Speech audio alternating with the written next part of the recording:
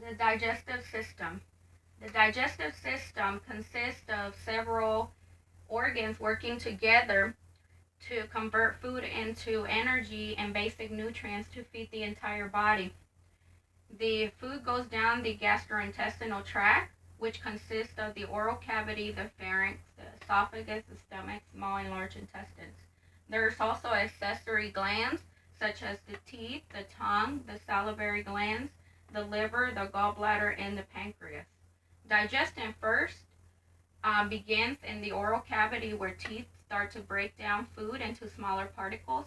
Then the enzymes in the saliva start to break down carbohydrates. Then the food is pushed down by the muscles in the tongue through the pharynx and down the esophagus into the stomach. At the end of the esophagus, there's this ring-like structure called the cardiac sphincter. This sphincter prevents food from going back up into the esophagus. There's another sphincter at the end of the stomach called the pyloric sphincter.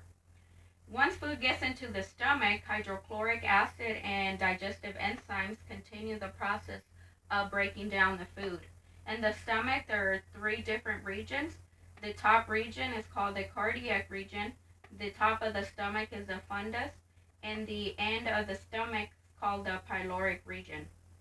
Once food leaves the stomach and enters the small intestine, this is where absorption takes place. The small intestine has three different parts. The beginning of the intestine is called the duodenum. The jejunum is kind of in the middle, and the ileum is the end part of the small intestine where it connects with the large intestine. Here is also where the liver, the gallbladder, and the pancreas play a role in the digestive system. The liver secretes bile, which breaks down carbohydrates.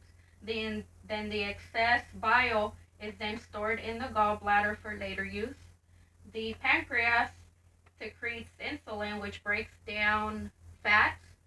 Then by the time the food leaves the small intestine, 90% of all the nutrients have already been absorbed here.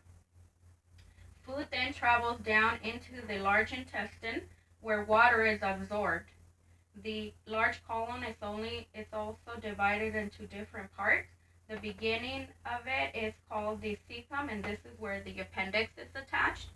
The ascending transverse and descending colon, the sigmoid, rectum, and anus. In the large intestine, we have bacteria, and this also helps in digestion. It produces waste.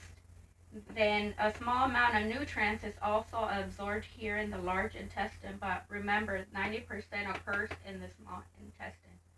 Once food leaves the large intestine, is what we call feces, and it goes through the rectum and out the anus. And this is the digestive system.